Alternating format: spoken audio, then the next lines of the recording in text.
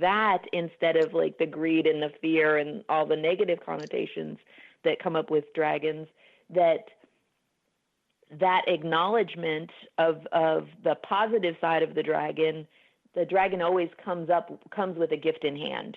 And so that means I don't have to resist my dragons. And when I don't resist, when I do resist, those dragons, A, they stick around for way longer than I would like. And B, I'm waiting for longer to experience that gift that they have for me. And so it's really been a tool for me and the clients that I work with to start looking at what is the gift. And it's not about like putting a happy face sticker on everything bad that's happening in our lives. It's about really doing digging deeper into understanding what's really going on, right? If the universe is friendly, how is this experience showing up in my world for my benefit, for the benefit of the world, et cetera, et cetera. And so okay. That is a really intense concept. Yeah, it really is, and it took a lot of time to kind of work through it for myself, and then as I worked through it with clients, sometimes they're resistant to it at first, and then slowly they start to come around. And so what I ended up doing was I ultimately created a guided meditation that I use with clients to help them kickstart the process and start uncovering the gifts that those dragons are showing up with. And that when you look at it like there's something good for me in this experience, then you start to that kind of resistance that we all start to feel when we think that the universe is hostile, that we feel when we think that something is showing up to slay me instead of me slaying it, right?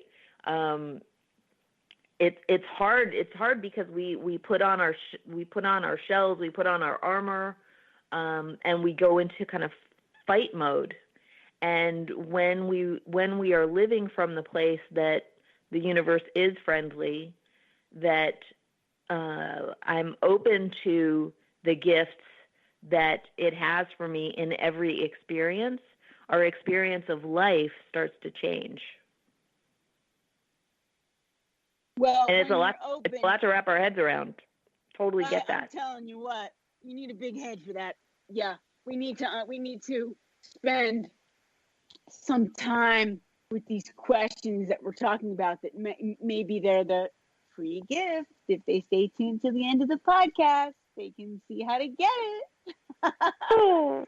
But exactly. Let's give them an example, Coach. Let's give them. Maybe you can talk about your dragon. Like, what was the biggest, fiercest dragon you encountered, and what did you learn from him or her? There are so many. How much time? No, I know there's so many, but I'll pick. We don't have enough time for all, but maybe just a quickie. Yeah, I'll pick one. So I talked a little bit about the health challenges that started several years ago, and I went through a period of time where I was I was hospitalized 5 times in a 6-year period, and the last time I was in the hospital was for 4 weeks. I spent pretty much all of December of 2018 in the hospital, and in that process, which I now wouldn't trade for anything because it really was a gift, because I learned so much about myself. I learned so much about where I wasn't walking my talk, right? Where I had made my spiritual practice an intellectual exercise rather than really living it fully. And so I had to dig deep into all of those areas where I was thinking that anything in my world could be hostile to my experience, and really do that digging deep to to uncover A, what those areas were, and B, why was I seeing them this way when I say all the time that the universe is conspiring for my good. And then C, making the shift in my thinking and how I was living all of it. And so in that time, since that last hospitalization, I'm now closing in on almost 2 years of not being in the hospital, which is awesome.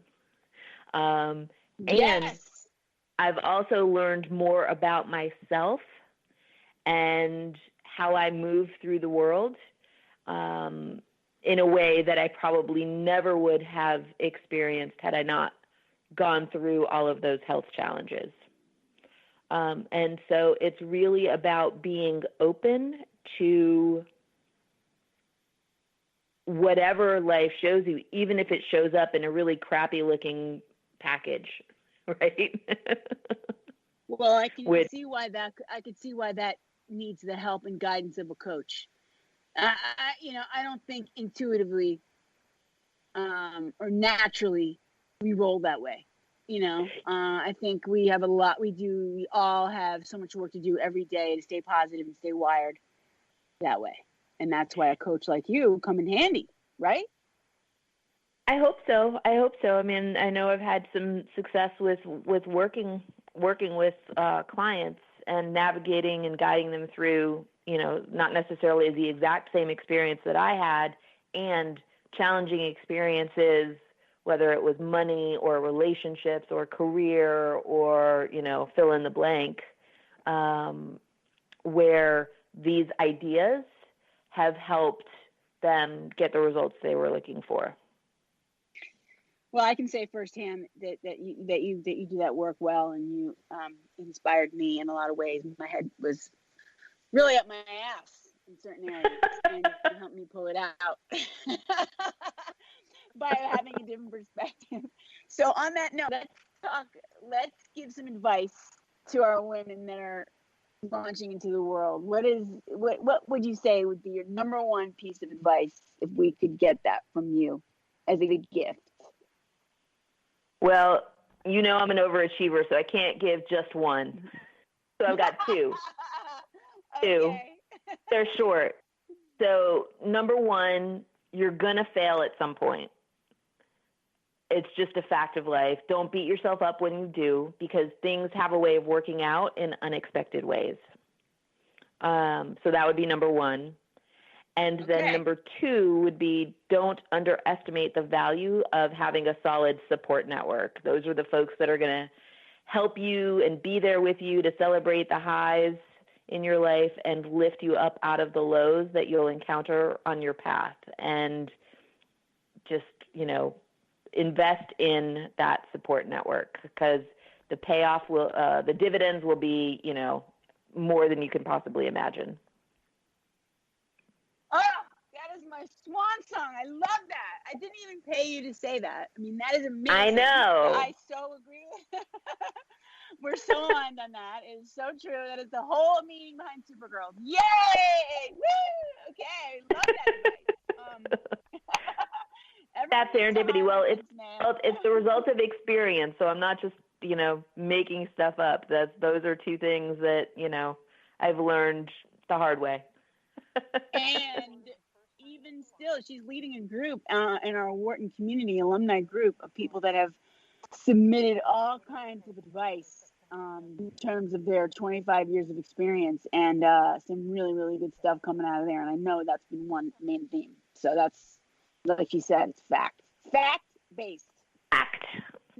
Sumaya, exactly. Thank you so much. I love you to death. I want to just, one more thing is, what's the best way for everyone to get in touch with you and learn more about this amazing work that you do? Unleash Their Awesome. You can visit my website, which is sumayawood.com. And should I spell it? Sumaya Wood, SUMAIYA. YA. Wood, like a tree. WOOD. .com. It's easy. Unleash Your Awesome. Exactly. Also, if you want to know a little some tidbits about the dragons and the 7 questions to ask your dragon, you can go to my website, supergirls.com, and that's 2 L's, the second L for love. So we always have to spell it. So make sure you guys check that out. And we cooked up some good things for you. Make sure you want to check that out and be friends with those dragons. Like Sumaya said, it's the only way to eternal happiness. So all that being said, thanks again for being with us today here on The Hero Whispers with spiritual coach Sumaya Wood, the Good Witch. That is my nickname for her. We will see you guys next time. Until then, go out there, don't slay the dragons, be friends with them. Bye-bye.